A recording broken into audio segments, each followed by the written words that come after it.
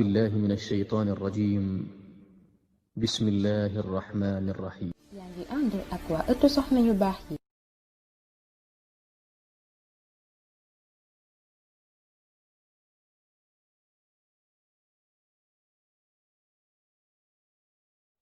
أعوذ بالله من الشيطان الرجيم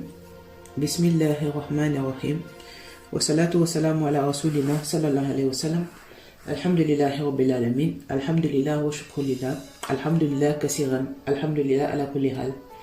ginnaaw bañ santee suñu borom subhanahu wa taala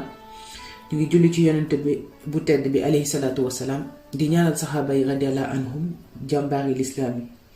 di leen wax asalaamualeykum wa rahmatullah wa asalaamualeykum wa rahmatullahi taala wa barakatuhu ëttu soxna yu baax yi ñu ngi dellu siwaat ci suñu émission jigéenu jullit ci biir këram ñu leen di nuyu bu baax te di bég lool ci tasewaat bi masha allah di ñaan suñu borom taxawuñu yombalal ñu te oyofal ñu a'udhu bi kalimatillahi tamatin min sharri ma xalaq tey incha allah ñu fas yéene waxtaane jigéenu jullit ci biir këram ñuy nu muy defee ay ibaadatam maanaam jaamu yàllam ginnaaw ba ñu góorgóorloo jàng tuuti suñu diine xam suñu base diine xam kan mooy suñu borom xam lan moo ñu fi tax a jóg ñëw xam lan moo ñuy fan lañu jëm ginnaaw loolu ñu jéem a góorgóorlu ci suñuy ibaadaat jéem a góorgóorlu ci suñuy jaamu yàlla ci suñu biir kër tey li ma bëgg ñu waxtaane mooy julli xaw nañoo jàng tuuti science de la prière ñu fas yéene ko nag ko jëfee te jàng diine moom mooy loo xam ne du jeex mukk ba keroog bi ñuy sàngoo suuf ndeysaan incha allah dañuy jàng ndax suñu borom li mu bëgg ñu xam rek la ñuy xamal suñu borom fi mu bëgg ñu yem rek la ñuy yem ndax mënuñoo xam lépp moo tax ñu góorgóorlu di continuer di gëstu suñu diine continuer à la recherche de la science religieuse ba keroog ba ñuy sàngoo suuf di ñaan suñu borom yombalal ñu ko te jotalal ñu ko itam tey ñu bëgg a waxtaanee julli ndax julli mooy premier pilier bi nga xam ne keroog yowmal xiyaam suñu borom moom la ñuy njëkk a laaj bu suñu julli baaxee ñu lépp li ci des yépp dina baax bu julli gi baaxul bu suñuy julli baaxul nag bu ñu nee julli obligatoire yi ñoo julli yi nga xam ne ay farata la bu baaxul nag ñu xool suñu ay julli sunna ndax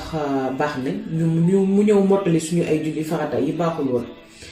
yooyu ñëpp tamit bu ci baaxul woon moom wal iyaazu billah kon yàlla na suñu borom nangul suñu julli te yàlla nañu suñu borom parfairal suñu julli taaral ñu ko yaajameelu ñu bëggoon a waxtaan ci julli waaye ba ñuy dugg ci julli dañuy jàpp ba set dañ koy jàpp ba ni mu gën a sellee ñuy soog a julli njàpp loolu nag nañ ko war a def ci farata ak sunna ni ñu ko suñu borom sante ak yonente bi alayhi salaatu wasalaam duma dugg ci farata jàpp ak sunna jàpp ndax am na beneen rubrique boo xam ne dafay jàngale farata jàpp ak sunna jàpp ci biir ëttu soxna yi rubrique boobu muy tudd xam sa diine soxna maam jaara lii di ko présenté ku ci bëgg a xam sa farata jàpp ak sa sunnay jàpp nga dem ci rubrique boobu incha allah ci kattan ak yërmande suñu borom di nga ko fa gis léegi nag jàpp la nañu jàpp ni mu gën a sellee ak yéene gu rafet yéene gu taaru fas yéene jàpp te jëmbi yàlla rek tax pour la face d'Allah subhanahu wa taala jàpp ñu ndax ngistal te julliwuñu itam ndax ngistal lépp lu ñuy def rek nañ ko def jëmbi yàlla rek tax innamal amal binniyati ni ko yonente bi alayhi salaatu wasalaam waxee les actes ne valent que par leurs intentions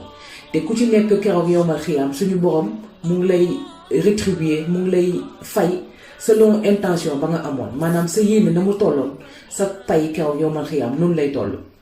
alors lu ñuy def rek nañ ko boole yéene gu mag yéene gu rafet te yéene gu taaru te def sa jëmmi yàlla rek tax defuñu ndax gis te defuñu ndax nit yàlla suñu borom mi ñu sàkk moo tax ñuy def léegi nag bu ñu jàppee jàpp ni mu gën a taaroo ni mu gën a rafetee ni mu gën a sellee bu ñu jàppee ba pare nag ñu doog a dugg ci suñu julli ndax kat njàpp la buñ ko nanguwul julli ba kenn du ko nangu nañu commencé ci njàpp mi ni mu gën a sellee ñu def ko ni mu gën a rafetee ba pare doog a dugg ci li nga xam ne mooy julli suñu borom subhanahu wa taala mooy seul pilier bi nga xam ne moom lay yónni yonent bi alayhi salaatu wasalaam mu rañaan bisub kastu rajab maanaam le 27 du mois de rajab mu rañaan ànd ak Jibril alayhi salaam yéeg dem jëlali ñu julli nekk un cadeau d'Allah subhanahu wa ta'ala pour la umma de Nabi sallallahu alayhi wa sallam. Nabi sallallahu alayhi wa sallam rañaan yéeg ànd ak Jibril alayhi salaam dem jëlali ñu julli di yéeg par palier. Premier asamaan, deuxième asamaan, troisième, quatrième, cinquième te palier bu mu yéeg bu demee fekk na fa benn yonent Jibril alayhi salaam présenté kii mooy yonent yàlla Muhammad sallallahu alayhi wa sallam nuyoo beneen yonent alayhi salaam ba keroog ba mu yegg suñu borom Jibril ba mu yéegee ba 7e ciel fekk fa Ibrahim suñu maam Ibrahim alayhi salaam dafa ne ko man kat fii laa mën a yem mënumaa yegg ci kaw yonent bi alayhi salaatu wa salaam yegg. gisee boromam jox ko julli mooy suñu cadeau subhanallah te bis boobu yonent bi alayhi salaatu wasalaam suñu borom mu ngi ko sant fukki julli maanaam juróom fukk la woon maanaam 50 muy wàcc bi ko suñu borom wanee subhanahu wa taala wanee nan la ñuy jullee ba pare mu wàcc war a ñibbisi léegi nag muy wàcc taseeg Moussa alayhi salaam ne ko ñii de doomu aadama de mënul attanul 50 julli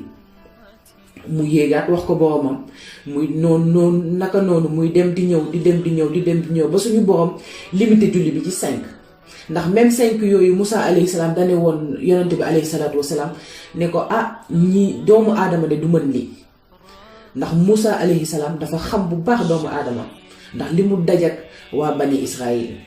mu yéegaat mu jël ba 5 ya mu ne ko déedéet fi nekk ni moom rus naa delluwaat ci sama borom naankat mu wàññiwaat julli gi bàyyi maag juróom yi moo wàccee dinañ ci góorgóorlu man ak sama umma moo tax julli gi dañ ko war a fonk suñu julli dañ ko war a taaral suñu julli dañ ko war a wekk dañ ko war a teg fu kawe ndax lu day ñu yonente bi alayhi salaatu wasalaam nga xam ne mooy gën gi mbindeef moom mooy yéeg ba ca boromam subhanahu wa taala dem jëlali ñu li nga xam ne mooy julli wàcc nag war ñoo jàngal nan la ñuy jullee yonente bi alayhi salaatu wasalaam fonk julli lool bëgg julli lool ci biir xolam yonente bi alayhi salaatu wasalaam bu kontaanee li mu njëkk a def dafay sujjóot gërëm boromam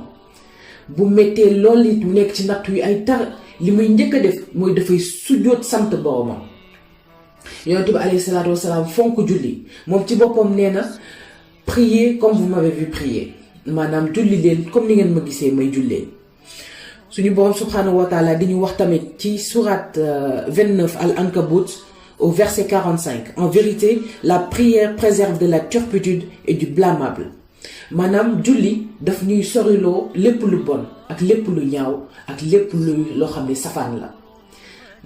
ci lan dangay tàmmal sa bopp julli dangay wekk sa borom ci julli dangay jox julli gëddam danga koy jox àqam yonent bi alayhi salaatu wasalaam rañaan jëlali ñu julli ñëw ñibbisi julli bi ñëw nekk cadeau pour sa umma keroog bés ba julli wàccee les sahaaba radiyallahu anhum dañoo kontaanoon ndeysaan ndax ñoom dañ daan bu ñu amaan soxla ci seen borom dañ daan jaar ci yonent bi mu ñaanal leen yàlla ñoom si boppam dañ daan wax ya rasulallah demande à ton créateur de nous donner tel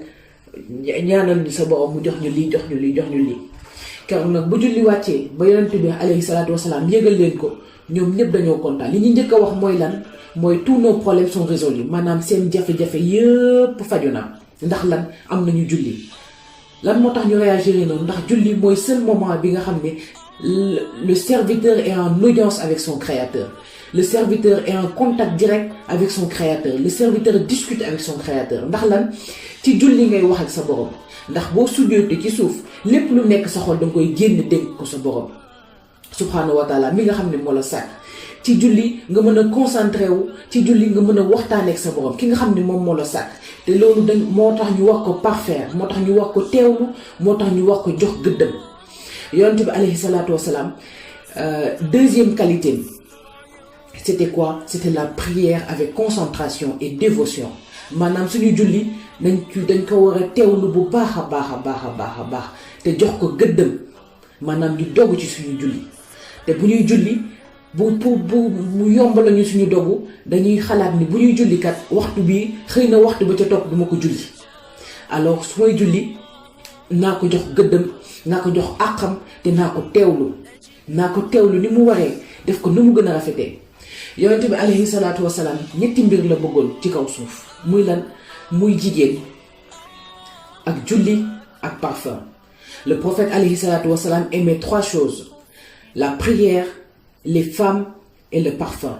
Pas les femmes au sens étymologique du terme. Déedéet dafa bëggoon jigéen parce que dafa warmaaloon jigéen dafa suturaaloon jigéen te dafa yërëmoon jigéen ni ko boromam subhanahu wa taala sante. Foofu la waxee bëgg jigéen mais pas bëgg jigéen au sens étymologique du terme. Léegi nag moom ci boppam mu ne la prière est la prunelle de mes yeux. dafa fonkoon julli macha allah yonent bi alayhi salaatu wasalaam yonent bi alayhi salaatu wasalaam da daan julli guddi di julli guddi ba soxnaam Aïcha yaa ummul muminin daan ko wax yaa rasulallah, pourquoi tu passes tes nuits à prier jusqu'à ce que tes chevilles se fendillent alors que ton créateur t'a pardonné tes péchés antérieurs et tes péchés à venir. mu ne ko ne devrais-je pas être reconnaissant envers mon créateur? Maanaam Aïcha radiyallahu anha da daan wax borom këram di yonent bi alayhi salaatu wasalaam lan moo tax ngay passer ce temps yépp guddi gi yépp di julli ba sa tànk yi xaar te yow mii suñu borom subhanahu wa taala jéggal na la sa ay bàkkaar yi ñëw te jéggal tamit sa bàkkaar yi nga xam ne weesu na. yonent bi ne ko man waruma sant sama borom. Juste pour vous montrer que importance bi julli amoon ci xolu yonent bi alayhi salaatu wasalaam ndax moom dem na ba julli gi daf ko jël def ko acte de gratitude def ko cantukaay bopp pour sant boromam macha allah. moo tax ñun tamit ñu war a aj julli ñu war a fonk julli ñu war a taaral suñu julli te ñu war a dogu suñu julli ndax yonent bi alayhi salaatu wasalaam kat moom mooy suñu guide jusqu'au paradis éternel moom mooy suñu boussole. moom lañu yàlla subhanahu wa taala wàcceel ne nañ topp yoonam ba ñu ne laa ilaha illallah yàlla rek ay yàlla te kenn du yàlla ko dul moom muhammad rasulullah sallallahu alayhi wa sallam lañ ci teg maanaam c'est lui notre exemple, c'est lui notre miroir et c'est lui notre guide jusqu'au paradis éternel ni ko Cheikhul Khadim waxee ci xasida si Ndindi. yonent bi alayhi salaatu wasalaam dafa misaalee julli comme quelqu'un qui a une rivière qui coule devant sa maison et dans laquelle il pourrait se laver ou s'y baigner 5 fois par jour, lui resterait-il des saletés? Maanaam yonent bi alayhi salaatu wasalaam dafa misaalee julli ne ko am dex ci buntu këram nga ciy sangu 5 yoon par jour. mu geesu laaj saxaaba yi ñu ne ko ndax kii dina dese lu tilim ci moom ñu ne ko déedéet mu ne loolu la ñu misaalee julli 5 yoon yooyu ngay julli par jour mooy 5 yoon ñu suñu borom subhanahu wa taala di ñu faxasal suñuy bàkkaar di faxas suñuy bàkkaar ba pare ëlbatiku def ko ay jëf yu baax maanaam il nous efface des péchés pour nous mettre des bonnes œuvres subhanallah. moo tax julli ñu wax ko fonk julli ñu wax ko taaral te julli ñu wax di ko teewlu te pour ñu mën di concentrer wu bu baax ci julli il faut qu'on s'exerce en fait ñuy bari lu ñuy naafila li ñuy wax julli sunna wala nawafil ñu bari luñ koy def. damay jël exemple tey jii ci ku bëgg a nekk un expert en maths comme par exemple nga bëgg a nekk ku calé en maths ku bëgg ay maths da ngay exercer wu tout le temps tu t'exerces da ngay def ay exercice di def ay exercice à la longue da ngay dem ba tu deviens un scientifique, tu deviens un mathématicien ndax lan parce que tu t'exerces au fur et à mesure. Plus ñuy dem plus ngay exercer wu. C'est exactement ce qu'il faut aussi pour la prière ndax ay julli farata lañ am juróom lañ ci am mais julli farata bu nekk am na julli nawafil bu muy àndal te nawafil yi dafay tax au fur et à mesure ngay parfaire sa julli parce que exercice la nga ciy exercer wu. tey boo waree julli fajar am na ñaari rakka yoo xam ne moom moo jiitu julli suba ñaari rakka yooyu exercice la nga def ko bu ñu waree julli tisbaar muy dox même chose am na ñeenti rakka yu ko jiitu ak ñaari rakka yu topp ci moom. bu ñu waree julli tàkkusaan même chose am na ñeenti rakka yu ko julli te yonent bi alayhi salaatu wasalaam nee na celui qui fait 4 rakat de nawafil avant la prière de asr, Allah subhanahu wa ta'ala sera miséricorde envers lui. Machallah ngërëm loolu rek dafa màgg. bu ñu jógee ci julli tàkkusaan muy asr ñu ngi dal ci julli maghrib muy timis bu ñu jullee timis ba pare ci ginnaaw julli timis am na ñaari rakka yu ciy tegu muy ñaari rakka nawafil tamit. bu ñu julli isha même chose muy gée am na ñaari rakka yu ci tegu teg ci shafa ak witr. di exercer wu si julli dafay dem ba dafay yombal sa julli dafay dem ba yow booy dugg ci sa prière obligatoire tu es déjà dans le bain maanaam yaa ngi déjà ci engouement wu julli fas yéene wéetal sa borom fas yéene wekk sa borom fas yéene tooxlu ci sa kanamu borom ndax kat bu ñu sujootee ci suuf ba mu gën a suufee foofu ñu ngi tooxlu suñu kanamu borom wan ne suñu borom ne duñu dara ci sa kanam xam ne wan ne suñu borom ne ay sa mbindeef kese lañu duñu lenn mënuñoo weesu lu dul nekk sa mbindeef. moo tax julli gi am solo parce que booy julli yaa ngi tooxlu sa kanamu borom booy julli yaa ngi bàkk sa borom booy julli yaa ngi wormaal sa borom te julli mooy li nga xam ne dañ ko war a def miroir pour suñu vie quotidienne pour la vie de tous les jours pour notre quotidien maanaam je veux expliquer par là que quand on rentre en prière on est concentré sur l'essentiel. C'est qui l'essentiel? C'est Allah subhanahu wa ta'ala. On est concentré sur le pourquoi on est sur terre. Maanaam dañuy concentré wu ci li nga xam ne mooy li am solo lan moo am solo Allah subhanahu wa ta'ala mi nga xam ne moom moo ñu sàkk te ci biir julli gi da ngay jàng alxuraan ci biir julli da ngay sikar ci biir julli da ngay bàkk sa borom ci biir julli da ngay teewlu sa borom di méditer li ngay wax lan la moo tax nag bu ñu génnee ci julli bi tamit même chose lañ war a def foofu laa waxee miroir suñu julli dañ ko war a def miroir mu méngoog suñu vie de tous les jours ci biir julli dañuy jàng alxuraan en dehors de suñu julli tamit dañu war a jàng alxuraan di fàttaliku suñu borom ci biir julli gi dañuy bàkk suñu borom en dehors de suñu julli tamit dañuy war a di bàkk suñu borom di ko dëkkee maanaam di zikrullah ci biir julli gi dañuy teewlu suñu borom di jéem a teewlu di jéem a jàng li ñuy waxanteeg suñu borom lan la ndax kàddu suñu borom kat la ñuy wax ci bu ñuy julli ñu jéem a xam tamit loolu ñuy wax lan la. bu ñu duggee ci fatiha bismillahi rahmani rahim ñu xam bismillahi rahmani rahim lan lay tekki alhamdulillahi rabbil alamin ñu xam alhamdulillahi rabbil alamin lu muy tekki arrahmani rahim ñu xam lan lay tekki maliki yawmiddin ainsi de suite ba ca fin ba ñu xam lan lay tekki ndax boobu kat boo xamee yow li ngay waxal sa borom lan la julli gi dafay gën a neex ndax danga koy yëg sa xol. Tu le sens en fait quand tu sais de quoi tu parles, tu es apaisé en fait et tu le sens dans ton cœur subhanallah. moo tax ñu calqué suñu julli ci ñu calqué suñu dund ci suñu julli boog laa bëgg a wax maa ngi tudd ñu calqué suñu dund ci suñu julli en dehors de notre prière ñuy jàng alxuraan nañuy sikkar nañuy fàttaliku suñu borom te nañuy wéetal suñu borom di ko bàkk aussi. Dans la prière c'est ce qu'on fait en dehors de la prière aussi c'est ce qu'on doit faire ndax si julli kat mooy moment bi nga xam ne moom nga am audience ak sa borom subhanahu wa taala te ñun jigéen ñi nekk ci kër yi la plupart dañuy tàmm di tardel suñu julli wala ñu koy soofantal déedéet julli nañ ko jox àqam jox ko gëddëm bu suñu waxtu julli jotee nañu bàyyi lépp te dem jox li nga xam ne moo suñu borom moo ko moom muy julli ñu jox ko àqam nga moom mu mat sëkk bu fekkee dañuy togg ñu fay gaz ba bàyyi lépp lu ñuy def bu ci sangu xajee ñu dem sangu ji ba set xëy ñu neex ñëw jàkkaarloo suñu borom fas yéene julli te jëmmi yàlla rek tax julli gu taaru julli gu sell te julli goo xam ne suñu borom ni ko suñu borom mérité subhanahu wa taala ñu julli ni yonente bi alayhi salaatu wasalaam daan jullee te bu ñu fekkee ñuy togg nañu fay gaz ba dem julli ji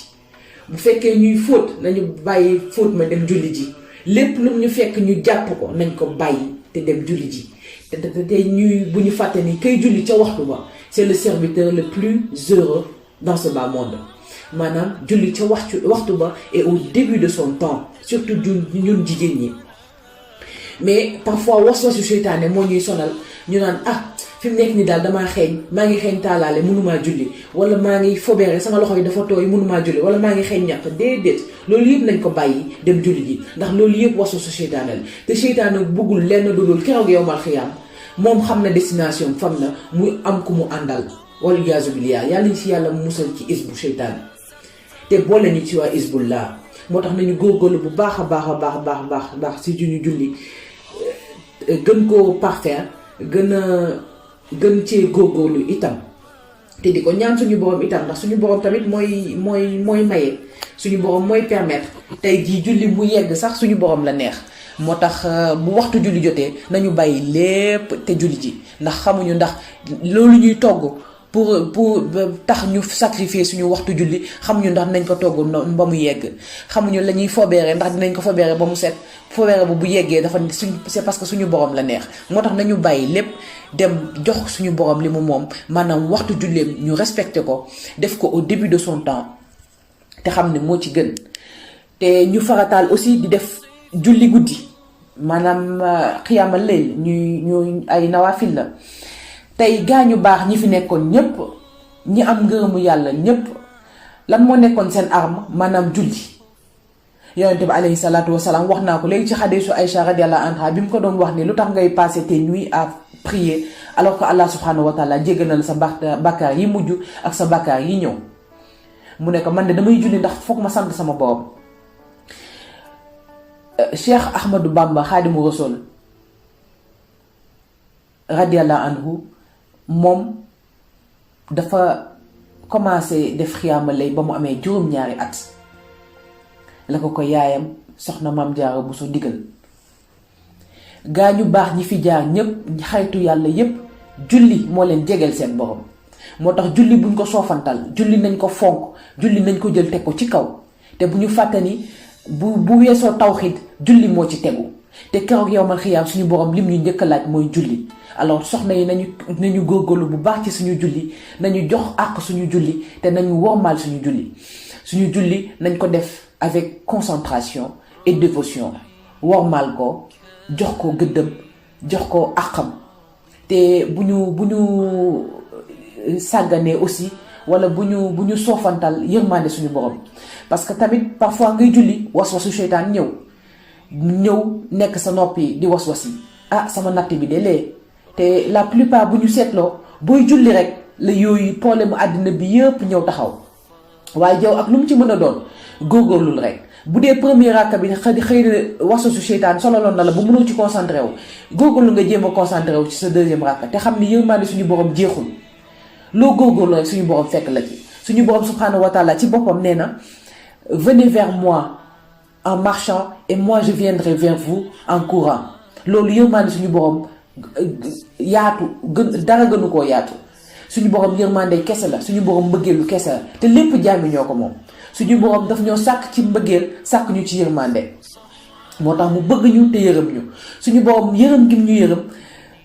yonent bi alayhi salaatu wasalaam nee na c'est 70 000 fois plus que la miséricorde d'une mère vers son enfant maanaam yonent bi alayhi salaatu wasalaam nee na yërmande gi seen borom mi xam ne moo leen sàkk bi mu am ci yéen moo raw fuuf yërmande gi yaay am ci doom kon suñu borom nañ ko jox gëddam suñu borom nañ ko jox àqam suñu borom nañ tooxlu ci kanamam suñu borom nañ suufee ci kanamam nañ ko wan ni moom moo ñu sàkk moom mooy suñu borom nañu ko wan ni moom mooy yaa ahad moom mooy samad te moom mooy waaxid loolu buñ ko fàtte mukk buñ ko jàppee rek dinañ xam ni dinañ jéem a góorgóorlu ci parfaire suñu julli te dinañ xam aussi ni moom mooy yaa rahmaanul rahim ne bàkkaar yëpp lay jéggale. nañuy gën a góorgóorlu ci concentré wu suñu julli ak lu mu mënti doon ak situation bu mu ñu mën di fekk nañu bàyyi lépp te concentré wu suñu julli. ndax tey kat bu ñu amoon audience ak Macky Sall wala ñu am audience ak Emmanuel Macron mi président France, Macky Sall mi président Sénégal, wala ñu am même pas audience sax wala ñu am sax juste un entretien professionnel, ñu convoqué ñu war a dem gisee ki nga xam ne daf ñoo bëgg liggéey loo ëllëg. buñ fay dem dañuy on est sur notre 31 moo tax nag bu ñuy julli soyons sur notre vendredi, maanaam ñu sangu ba set, parfumé wu s'il le faut, jàkkaarloo suñu borom subhanahu wa taala mi nga xam ne moom moo ñu sàkk. ndax kat moo gën a kawe Macron foofu sax, gën a kawe Macky Sall foofu sax, ndax moom moo sàkk Macky Sall, moom moo sàkk Macron, moom moo sàkk keneen, moo sàkk sa employeur. te liggéey ba nga xam ne moo la tax di daw moom moo la ko may. alors julli gëm la sant, jox ko cëram, jox ko wormaal ko, te jox ko àqam, te jox ko gëddam, te ñu dogu ci. di ñaan suñu borom yombalal ñu, te di ñaan suñu borom taxaw ñu, di ñaan suñu borom muccal ñu itam, di ñaan suñu borom mottali ñu suñu ay yéene yu rafet, di ñaan suñu borom gërëm ñu ëllëg. subhanaka allahumma wa bihamdika ashhadu an la ilaha illa anta astaghfiruka wa atubu ilayk astaghfiruka wa atubu ilayk nastaghfiruka wa atubu ilayk. inna allaha malaikatahu yusalluna ala nabi ya ayyuhallazina amanu sallu alayhi wa sallimu taslima.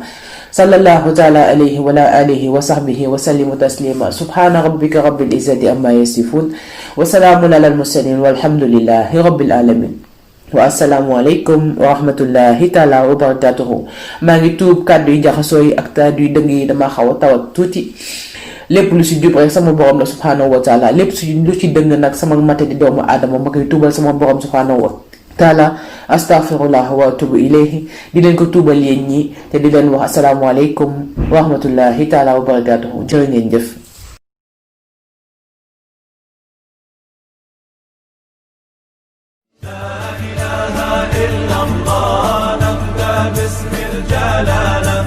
محمد رسول الله خاتم الرسالة. لا إله إلا الله نبدأ باسم الجلالة. محمد رسول الله خاتم الرسالة. لا إله إلا الله نبدأ باسم الجلالة. محمد رسول الله خاتم الرسالة.